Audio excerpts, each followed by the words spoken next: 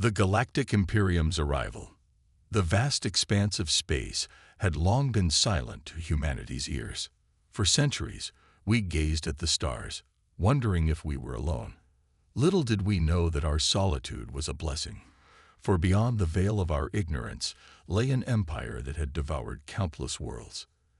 The Galactic Imperium, a coalition of advanced alien species, had reigned supreme for millennia.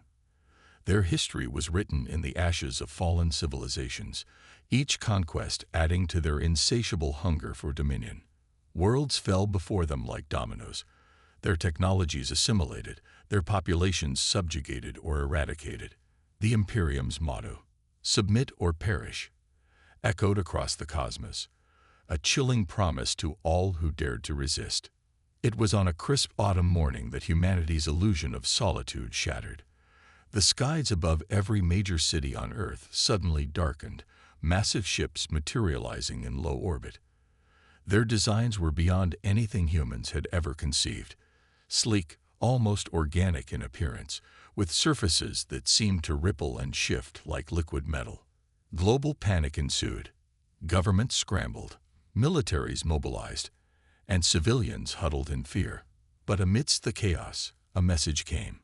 It bypassed all known communication channels, appearing simultaneously on every screen and in every mind. People of Earth, hear us. We are the Galactic Imperium, rulers of 1,000 star systems. Your world now stands at a crossroads. Choose wisely, for your future hangs in the balance. Submit to our rule, and you shall be spared. Resist, and you shall be erased from the annals of history. You have one planetary rotation to decide. In the hours that followed, Earth's leaders convened in an emergency global summit. The United Nations headquarters in New York became the focal point of humanity's response. Representatives from every nation gathered, setting aside old rivalries in the face of this unprecedented threat. Dr. Amelia Chen, Earth's foremost xenolinguist, led the team tasked with establishing communication. We must approach this carefully, she advised the assembly. Their language, while translated, carries nuances we're only beginning to understand. Any misstep could be catastrophic.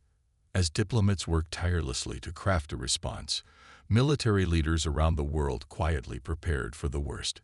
General Marcus Okoye of the newly formed Earth Defense Force spoke in hushed tones with his counterparts. "We can't capitulate," he insisted. "But neither can we act rashly. We need time." The deadline loomed. Earth's response, carefully worded and translated into the Imperium's language, was broadcast. "Greetings, emissaries of the Galactic Imperium. We, the united people of Earth, acknowledge your message. We are a young species, eager to learn and grow. We respectfully request more time to understand the implications of your offer and to prepare our world for such a monumental change. We invite you to engage in peaceful dialogue, to share knowledge, and to find a mutually beneficial path forward." The response was met with silence. Hours passed, tension mounting with each tick of the clock. Then, just as the deadline approached, the Imperium's reply came. "Your request for time is denied. Your attempt at diplomacy is noted, but irrelevant. The Imperium does not negotiate. You will submit, or you will be conquered. There is no middle ground." The words fell like a hammer blow. In that moment, humanity realized the true nature of the threat they faced. This was not a misunderstanding, not a conflict that could be resolved through words. The Galactic Imperium had come not to welcome Earth into a larger community, but to subjugate or destroy. President Lydia Morales of the Global Coalition addressed the world, her voice steady despite the weight of her words. "Citizens of Earth, today we face the greatest challenge in our history. An alien force threatens our very existence, demanding our submission. But we will not bow. We will not surrender the freedom and dignity that defines us as human beings. Today, we stand united, not just as nations, but as a species. We choose to fight, not because we seek war, but because we value peace. We choose to resist, not out of hatred, but out of love for our world, and our way of life. As her words echoed across the globe, something remarkable happened. In cities and villages, in deserts and forests, humans of all races, religions, and nationalities found common cause. Old hatreds melted away in the face of this existential threat. A surge of determination swept across the planet. Scientists and engineers worked around the clock, analyzing what little data they could gather about the alien ships. Military strategists pored over historical records of asymmetric warfare, seeking any advantage against a technologically superior foe. And in labs and workshops around the world, a new era of innovation was born, driven by the desperate need to survive. The Imperium, perhaps surprised by Earth's defiance, did not immediately attack. Instead, they began a series of probing actions. Small craft descended into the atmosphere, easily evading Earth's air defenses. They seemed to be conducting surveys, gathering information about the planet's geography and infrastructure. Humanity's first victory, small though it was, came unexpectedly. A team of hackers, led by a brilliant but eccentric programmer named Zain al-Rashid, managed to breach the firewall of one of the alien survey craft. For a few precious minutes, they had access to the ship's databanks. "It's not much," Zain reported to the Global Defense Council, "but it's a start. We got fragments of their navigational data, some technical specifications, and most importantly, we know they're not invincible. Their systems have vulnerabilities, just like ours." It was a spark of hope in the darkness, a reminder that even against overwhelming odds, humanity could find a way. But time was running out. The Imperium's patience was wearing thin, and Earth braced itself for the onslaught to come. As the first part of our story concludes, humanity stands at the precipice. The Galactic Imperium, undefeated for eons, has met its first real challenge in the defiant people of Earth. The stage is set for a conflict that will determine the fate not just of one world, but of the galaxy itself. The question that hangs in the air, as tensions rise and the first shots of war loom on the horizon, is this: can the indomitable spirit of humanity, united as never before, stand against the technological might of an interstellar empire? The answer lies in the battles to come, in the courage of Earth's defenders, and in the unexpected strengths that often emerge in the face of overwhelming adversity. Preparing for the inevitable. In the weeks following Earth's defiance of the Galactic Imperium's ultimatum, a feverish energy gripped the planet. The initial shock of first contact had given way to a grim determination. Humanity, faced with extinction, was not going quietly into the night. Governments worldwide declared a state of global emergency. Resources were pooled, borders opened, and a unified command structure established. The United Earth Defense Force, UEDF, was formed, bringing together the best military minds and assets from every nation. General Marcus Okoye, now Supreme Commander of the UEDF, addressed his newly assembled staff. "Ladies and gentlemen, we face an enemy unlike any we've encountered before. But remember this: throughout history, superior technology alone has never guaranteed victory. Our strength lies in our adaptability, our creativity, and our unbreakable will to survive." As military preparations ramped up, the scientific community mobilized on an unprecedented scale. Research facilities around the world shifted focus, pouring all their efforts into understanding and countering the alien threat. Dr. Amelia Chen, working with a global team of linguists and cryptographers, made a breakthrough in decoding more of the alien language. "It's not just a means of communication," she reported excitedly. "Their language is intrinsically linked to their technology. Understanding one could be key to understanding the other." This discovery led to the formation of the Xenotech Integration Division, a group dedicated to reverse engineering any alien technology they could get their hands on. The data stolen by Zain al-Rashid's team proved invaluable, providing insights into the Imperium's propulsion systems and energy weapons. In a hidden facility beneath the Rocky Mountains, Dr. Yuki Tanaka led a team working on adapting Earth's existing missile defense systems. "We can't match their technology," she explained to visiting officials, but we can use it against them. By modifying our own systems based on what we've learned, we can create weapons capable of penetrating their shields. Meanwhile, in laboratories and workshops across the globe, inventors and engineers worked tirelessly on new defensive technologies.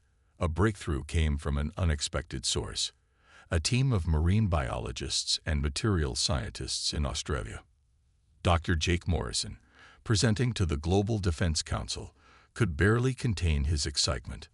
"We've developed a new type of adaptive camouflage based on cephalopod chromatophores. When applied to our ships and installations, it can make them nearly invisible to the Imperium's sensors." As these technological advancements progressed, Earth's military forces underwent rapid transformation. Traditional armies were reorganized into highly mobile, guerrilla-style units. Special forces from different nations cross-trained, sharing tactics and forming multinational teams capable of operating anywhere on the planet or beyond. In orbit, the handful of military satellites humanity possessed were quickly retrofitted with new stealth technologies. They became the eyes and ears of Earth's defense, constantly monitoring the Imperium's movements and providing crucial early warning of any aggressive actions. But perhaps the most significant development came in the field of cybersecurity and electronic warfare. Zain al-Rashid, now heading a global task force of elite hackers, worked relentlessly to develop systems capable of interfacing with and disrupting alien technology. "Their computers are quantum-based," Zain explained to a rapt audience of military and civilian leaders, "but they're not infallible. We've identified exploits that could allow us to introduce chaos into their systems. In a fight where we're outgunned, this could be our great equalizer." As these preparations continued, the Imperium maintained its ominous presence in Earth's skies. Their massive ships hung silent and motionless, a constant reminder of the sword of Damocles hanging over humanity's head. Speculation ran rife about why the aliens hadn't simply obliterated Earth from orbit. Some theorized that they wanted the planet's resources intact. Others believed that the Imperium's policy was always to offer a chance for bloodless submission before resorting to violence. Whatever the reason, humanity used every second of this borrowed time to prepare. In cities around the world, civilian defense preparations were also underway. Underground shelters were constructed or expanded. Food and medical supplies were stockpiled. Every citizen was given basic training in first aid and emergency protocols. Schools transformed their curricula, focusing on skills that would be vital in the coming conflict. Children learned not just reading and math, but basic survival techniques, emergency medical care, and the fundamentals of alien technology. As weeks turned to months, a strange calm settled over the planet. There was fear, certainly, but also a sense of purpose that united humanity like never before. Old conflicts and prejudices faded into insignificance in the face of this existential threat. President Morales, in a global address marking 6 months since first contact, captured this new spirit. "We stand today not as Americans, Russians, Chinese, or Nigerians, but as Earthlings. Our differences, which once seemed so important, now serve only to showcase the beautiful diversity of our species. This diversity, of thought, of culture, of approach, may well be our salvation." But even as she spoke words of unity and hope, urgent reports were coming in from Earth's outer defense perimeter. The Imperium ships were moving, forming into attack formations. The long-dreaded assault was about to begin. In command centers around the world, alarms blared. General Okoid's voice crackled over secure channels. "All units, this is not a drill. I repeat, this is not a drill.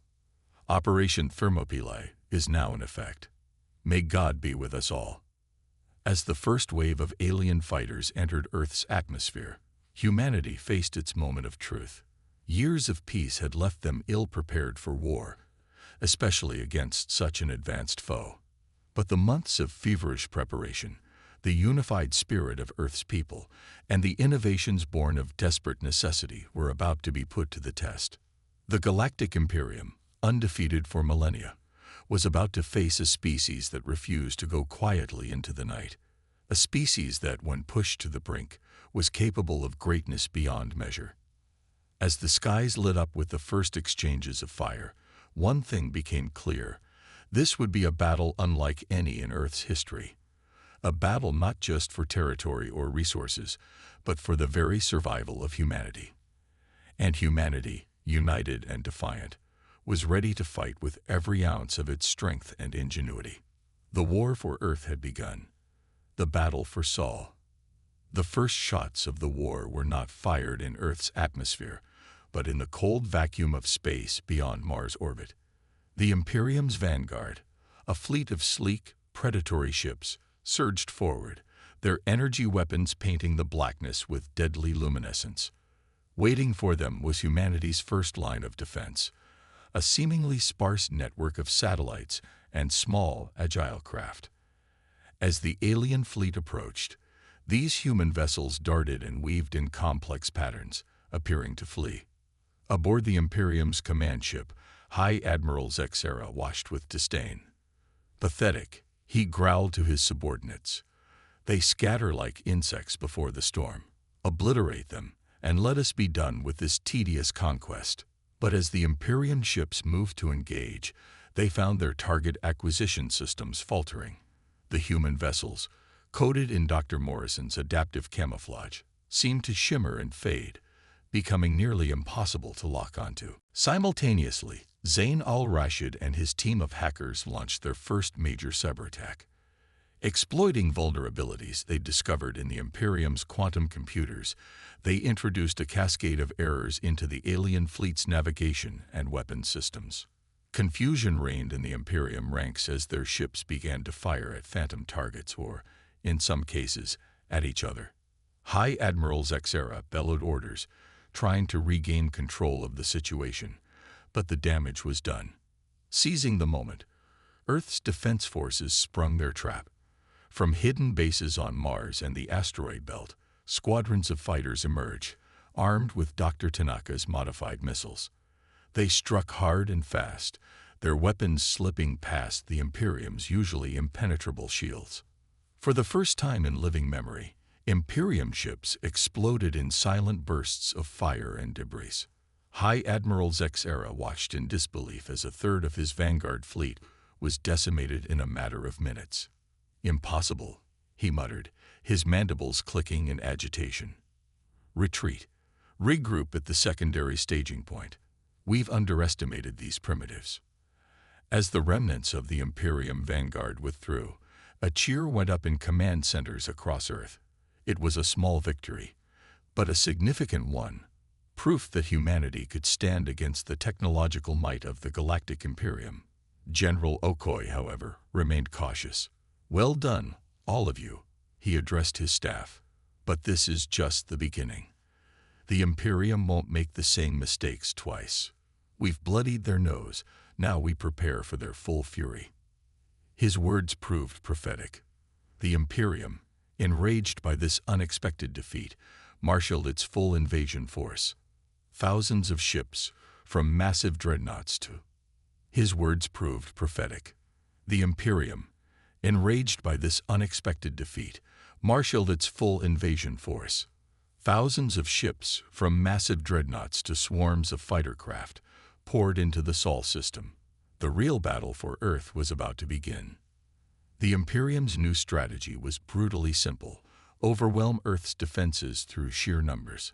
Wave after wave of ships advanced, absorbing losses, but pressing ever closer to the blue planet. Earth's outer defenses fought valiantly. The asteroid belt became a killing field, with human guerrilla tactics making the Imperium pay dearly for every mile gained. But slowly, inevitably, the alien armada pushed through. As the battle reached the orbit of Mars, humanity unveiled another surprise. Hidden bases on the red planet's surface activated, revealing massive rail guns. These electromagnetic marvels, born from a collaboration between NASA and SpaceX, fired projectiles at a significant fraction of light speed. Each shot punched through multiple Imperium ships, leaving trails of destruction in their wake. High Admiral Zexera, watching from his flagship, grudgingly admired the humans' ingenuity. "Clever beasts," he muttered. "But cleverness alone won't save them." He ordered a portion of his fleet to bombard Mars, determined to silence the railguns. As Mars erupted in explosions visible from Earth, the main Imperium fleet pressed on. The battle for Earth's orbit had begun. In low Earth orbit, the International Space Station, long since converted into a command and control center, coordinated the planet's last line of defense. A web of satellites, armed with energy weapons reverse-engineered from captured Imperium technology, created a deadly gauntlet for the invaders. On the planet's surface, anti-aircraft batteries and hastily constructed energy shields protected major cities. Millions watched the skies, waiting with a mixture of fear and determination for the battle to reach them. The first Imperium ships to enter Earth's atmosphere met a wall of fire. Every weapon humanity could muster was turned skyward. Missiles, lasers, and even traditional ballistics filled the air. But the aliens pressed on, their superior numbers allowing them to absorb horrific losses. In New York, Tokyo, Lagos, and a dozen other major cities, Imperium dropships began to land. Urban combat erupted as Earth's military clashed with alien shock troops. The streets that had recently seen parades and protests now echoed with the sound of energy weapons and explosions. But the Imperium found no easy conquest here. Every city was a fortress, every citizen a potential soldier. In the narrow streets of Old Delhi, Indian Army commandos ambushed alien patrols with terrifying efficiency. In the subways of Moscow, Russian special forces turned the underground into a deadly maze for the invaders. Perhaps the greatest surprise came in the form of civilian resistance. People from all walks of life took up arms, formed militias, and fought with a ferocity that shocked even the battle-hardened Imperium warriors. In Sao Paulo, a group of favela residents, armed with little more than improvised weapons and an intimate knowledge of their labyrinthine neighborhood, managed to capture an alien dropship intact. This prize was quickly whisked away to a secure facility, where Dr. Tanaka and her team began the arduous process of reverse engineering its technology. Every bit of knowledge gained brought humanity one step closer to leveling the playing field. As the ground battle raged, the space around Earth became a graveyard of ships, both human and alien. The ISS, despite valiant efforts to defend it, was eventually destroyed in a blast that lit up the night sky across half the planet. But its sacrifice bought crucial time for Earth's remaining orbital defenses to regroup. Weeks turned into months, and still the battle raged. The Imperium, for the first time in its long history of conquest, found itself in a war of attrition. Every victory was Pyrrhic. Every advance met with fierce resistance. High Admiral Zexera, his initial disdain long since replaced by grudging respect, called a meeting of his war council. "These humans," he said, his voice heavy with fatigue, "they fight like no species we've encountered. Every time we think we've broken them, they rise again, stronger and more determined." His second-in-command, Sub-Admiral Krell, voiced what many were thinking. Perhaps we should consider withdrawal. The cost of this conquest may be too high." Zexera's eyes flashed dangerously. "Withdraw and admit defeat to these primitives." "Never. We are the Galactic Imperium. We do not lose." But even as he spoke, reports were coming in of more setbacks. In orbit, a daring raid led by General Okoye had captured a small Imperium courier ship. The information contained in its databanks could turn the tide of the war. On the ground, the tide was already turning. Humanity, adapting at an incredible pace, was beginning to reverse engineer and deploy Imperium-level technology. Energy shields sprang up over cities that had previously been defenseless. Human fighters, retrofitted with alien propulsion systems, now matched their Imperium counterparts in speed and maneuverability. In a secret facility deep beneath the Himalayas, Dr. Chen made a breakthrough that would change everything. Combining her understanding of the alien language with captured Imperium tech, she developed a way to interfere with the aliens' faster-than-light communications. "We can isolate them," she explained to a stunned Global Defense Council. cut off their reinforcements, their supply lines. For the first time, we can put them on the defensive. As this new technology was deployed, the effects were immediate and dramatic. Imperium ships in orbit suddenly found themselves cut off from command. Supply drops ceased, leaving ground forces stranded and increasingly desperate. Humanity pressed its advantage. In a coordinated global offensive, Earth's armies pushed back against the alien invaders. Cities were liberated, Imperium strongholds fell, and for the first time, the aliens were the ones fighting the guerrilla war against a superior force. High Admiral Xera, watching his invasion crumble around him, finally gave the order he'd never thought he'd utter. All forces, full retreat. Abandon Earth. Return to Imperium space immediately. But retreat would not be easy. Earth's forces, energized by their momentum, harried the Imperium fleet at every turn. What began as an orderly withdrawal quickly became a rout. As the last Imperium ship limped out of the solar system, humanity collectively held its breath. Had they truly won? After months of desperate fighting, of casualties in the millions, was it finally over? In the war room beneath the Pentagon, General Okoye addressed the leaders of Earth. His face was gaunt with exhaustion, but his eyes shone with fierce pride. "Ladies and gentlemen," he said, his voice thick with emotion, "I can now confirm, Earth is free. We have defeated the Galactic Imperium." The cheer that went up was heard around the world. In every city, every village, people poured into the streets. The celebration was tempered by mourning for the fallen, but the overwhelming emotion was one of relief, pride, and shared triumph. Humanity had faced its greatest challenge and emerged victorious. The Galactic Imperium, undefeated for eons, had finally met its match in the indomitable spirit of Earth. But even as the celebrations continued, leaders like President Morales and General Okoye knew that this was not the end, but a beginning. Earth had repelled the invasion, but in doing so, had announced its presence on the galactic stage. What challenges and opportunities would this new era bring? As the sun rose on a free Earth, humanity looked to the stars not with fear, but with a new sense of destiny. The future, vast and unknown, beckoned. Counterattack and revelations. The celebration of Earth's victory was short-lived. As the dust settled and the extent of the damage became clear, humanity faced a sobering reality. Cities lay in ruins, millions were dead or displaced, and the scars of war were etched deep into the planet's surface. Yet amidst the devastation, a new sense of purpose emerged. President Morales addressed the United Nations, her words broadcast to every corner of the globe.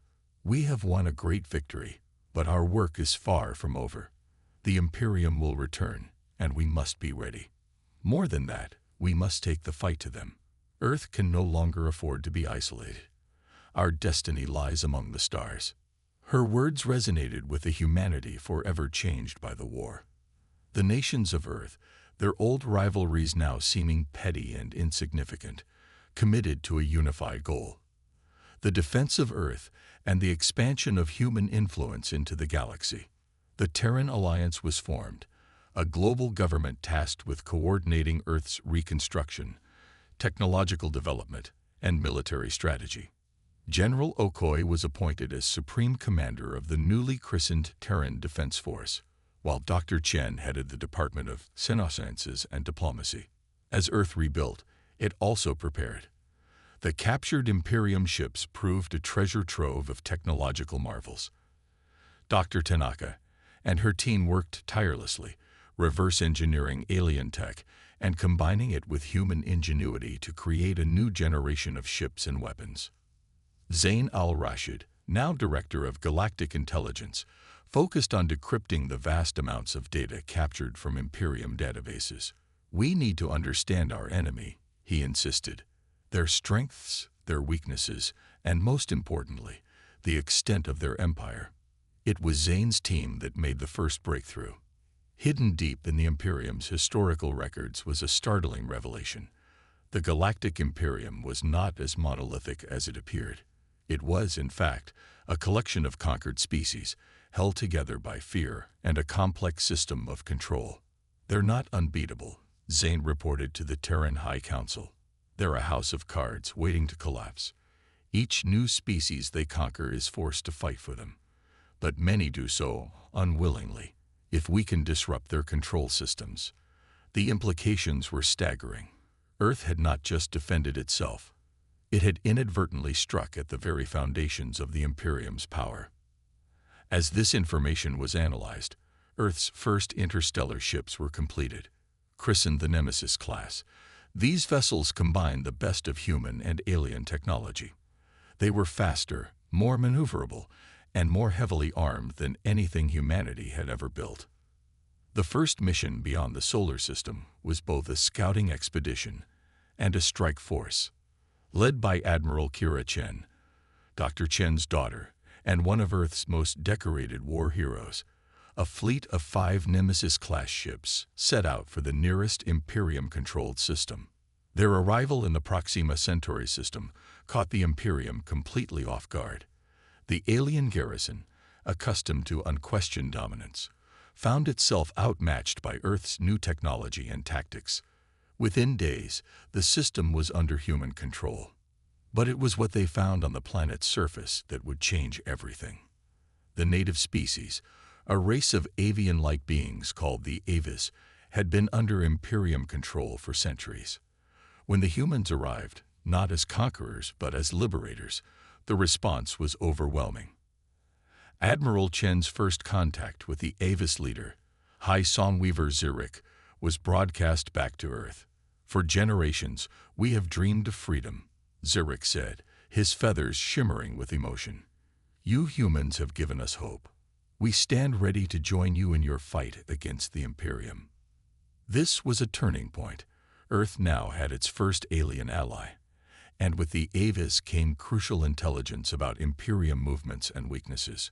More importantly, it proved that humans could forge alliances among the stars. As news of the liberation of Proxima Centauri spread, other subjugated species began to rebel. The Imperium, still reeling from its defeat at Earth, found itself fighting brushfires across its territory. Back on Earth, Dr. Chen worked tirelessly to understand the Avis language and culture, laying the groundwork for a diplomatic corps that could navigate the complex web of galactic politics. "We're not just fighting a war," she reminded the Council. "We're building a future where different species can coexist and cooperate." The war expanded rapidly. Human fleets, often accompanied by Avis ships, struck at key Imperium strongholds. Each victory brought new allies, new technology, and new challenges. The Terran Alliance found itself evolving into something greater, the seeds of a true galactic federation. But the Imperium was far from defeated. As news of the human threat spread, the Empire's core worlds mobilized for all-out war. High Admiral Zexera, who had survived the retreat from Earth, was given command of the largest fleet in Imperium history. His orders were simple: crush the human rebellion and any species that allied with them. The culmination of this new phase of the war came at the Battle of Arcturus. The Terran-led alliance faced off against the full might of the Imperium fleet. The scale of the conflict was beyond anything in human history. Thousands of ships engaged in a dance of death against the backdrop of a blazing star. Admiral Kira Chen, commanding the Allied fleet from her flagship Horizon, found herself outnumbered and outgunned. But she had a secret weapon, a device developed by Dr. Tanaka that could disrupt the Imperium's control over its conscripted forces. As the battle reached its peak, with casualties mounting on both sides, Chen gave the order to activate the device. The effect was immediate and dramatic. Across the Imperium fleet, ships began to turn on each other. Species long oppressed by the Imperium saw their chance for freedom and took it. High Admiral Zexera watched in horror as his fleet disintegrated around him. "Impossible," he muttered, his many eyes wide with disbelief. "We are the Imperium. We cannot be defeated." But defeated they were. The Battle of Arcturus marked the beginning of the end for the Galactic Imperium. As news of the victory spread, system after system revolted. The empire that had stood for millennia crumbled in a matter of months. In the aftermath, humanity found itself at the center of a new galactic order. The species they had liberated looked to Earth for leadership, for a new model of interstellar cooperation. It was a responsibility that humanity, tempered by war and guided by the ideals of freedom and self-determination, was ready to accept. As the dust settled on the greatest conflict in galactic history, the leaders of Earth gathered once again in the United Nations Hall. President Morales, her hair now streaked with gray, addressed not just humanity, but representatives from a dozen alien species. "We stand at a crossroads," she began, her voice carrying the weight of all that had been won and lost. "The Imperium is defeated, but the real work is just beginning. We have before us an opportunity not just to build a safer galaxy, but a better one. A galaxy where all species are free to determine their own destiny, where cooperation replaces conquest."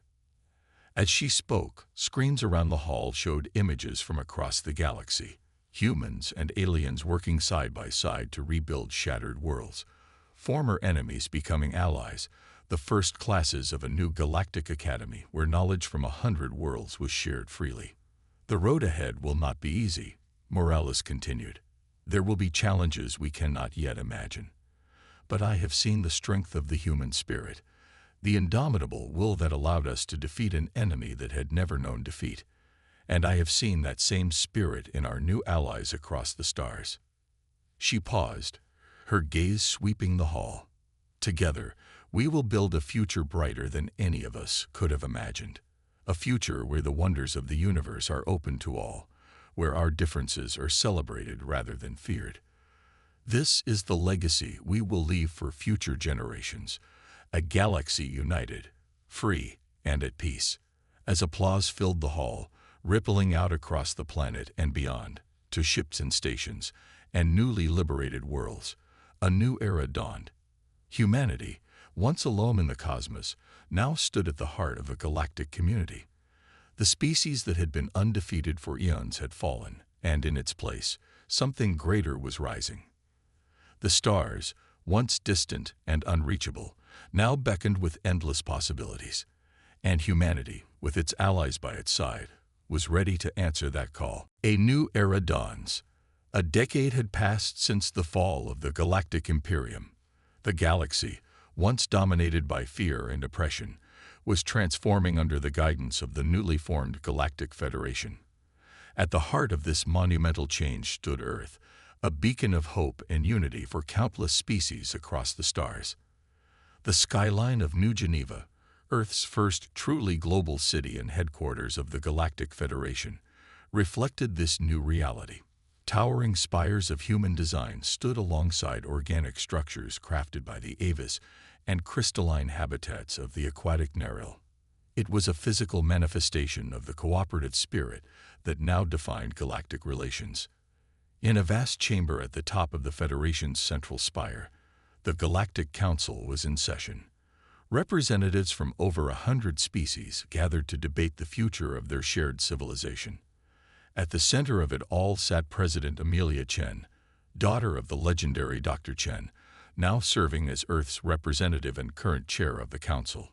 "Order, please," Amelia's voice rang out, silencing the diverse murmurs and electronic communications. "We will now hear the report on the integration of former Imperium worlds." Admiral Kira Chen, now Supreme Commander of the Federation Fleet, stepped forward. Time had etched lines on her face, but her eyes still held the same determination that had led humanity to victory years ago. "The situation continues to improve," she began. 90% of former Imperium territories have now fully integrated into the Federation. The remaining worlds are receiving aid and guidance as they transition to self-governance. A ripple of approval went through the chamber. It had been a long, often difficult process, but the dream of a free and united galaxy was becoming a reality. However, Kira continued, her tone growing serious, "We face a new challenge. Our deep space probes have detected signals from beyond the former borders of Imperium space. It appears we are not alone in this galaxy." The chamber erupted in excited chatter.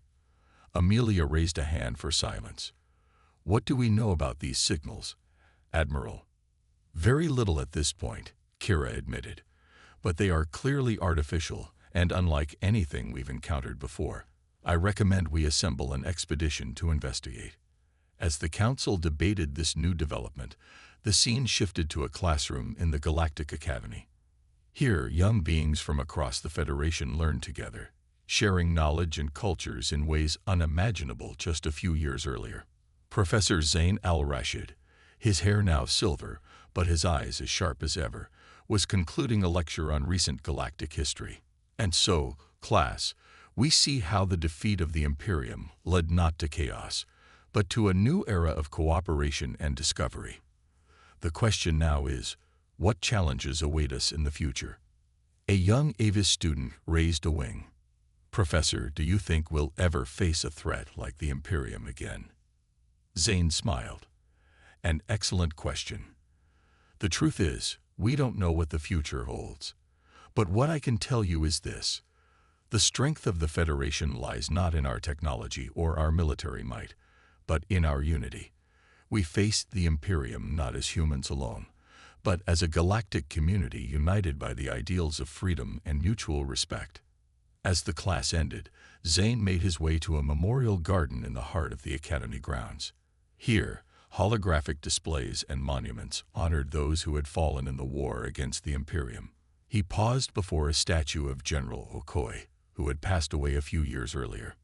"We did it, old friend," Zane murmured. "We built the future you dreamed of." Meanwhile, in a top-secret research facility orbiting Jupiter, Dr. Yuki Tanaka and her team were pushing the boundaries of science and technology. The facility was a marvel of engineering, combining knowledge from dozens of species to create something truly revolutionary. Initiating final test sequence, Yuki announced, her voice tight with anticipation. Around her, a diverse team of scientists from across the Federation held their breath. A hum filled the air as the device in the center of the room came to life. It was the culmination of years of work, a prototype faster-than-light drive that could revolutionize space travel. As the test concluded successfully, cheers erupted throughout the facility. Yuki allowed herself a small smile. "Send word to the Council," she said. "Project Horizon is ready." Back in New Geneva, as the Council session concluded, President Amelia Chen found a quiet moment to reflect. She stood at a vast window, gazing out at the bustling city below and the star-filled sky above. Her father's words from years ago echoed in her mind. "We're not just fighting a war.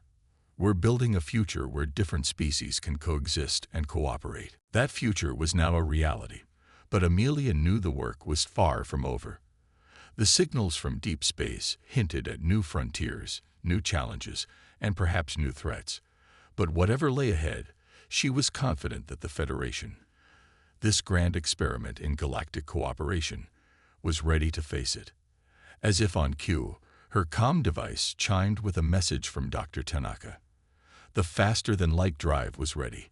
A new era of exploration was about to begin. Amelia took a deep breath, feeling the weight of history and the promise of the future.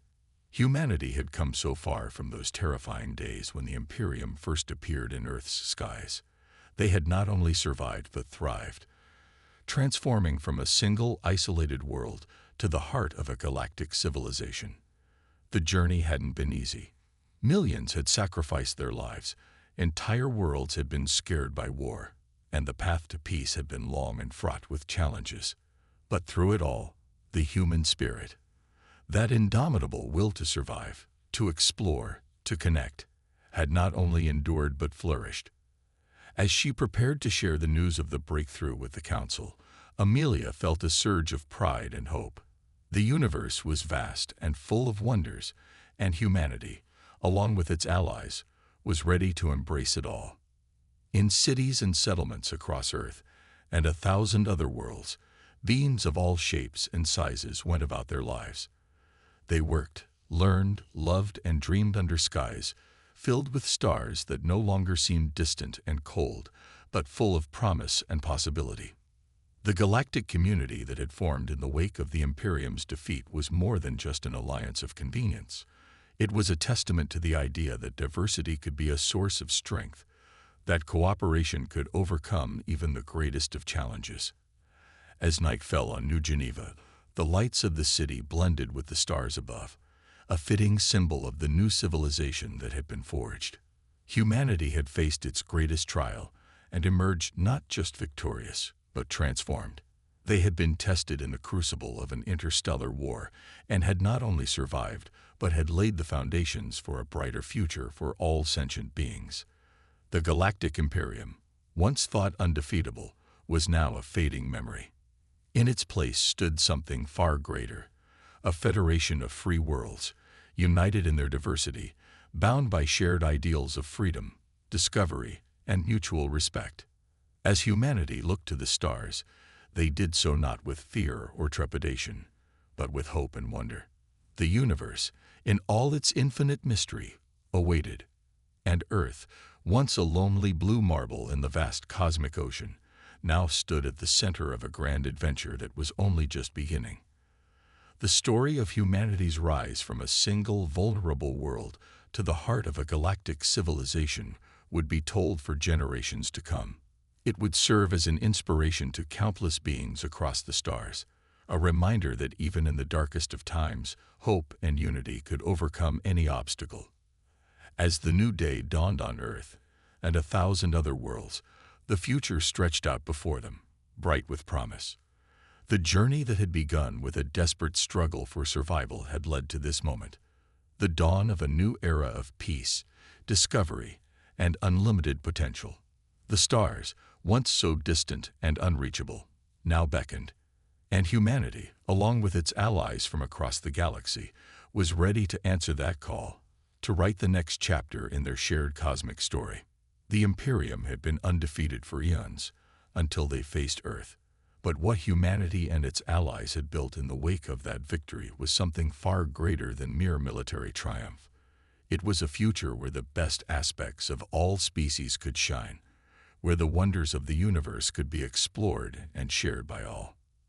As the first ships equipped with the new faster-than-light drive prepared to launch, carrying with them the hopes and dreams of countless beings, one thing was clear: the greatest adventures, the most amazing discoveries, the true tests of what this galactic civilization could achieve, they all lay ahead, waiting in the infinite expanse of space and time.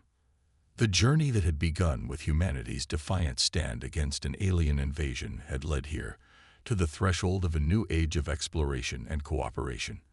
And as the people of Earth and their alien allies looked to the future, they did so with the knowledge that together, there was no challenge they could not overcome, no frontier they could not explore. The stars awaited, and the united peoples of the galaxy were ready to embrace their destiny.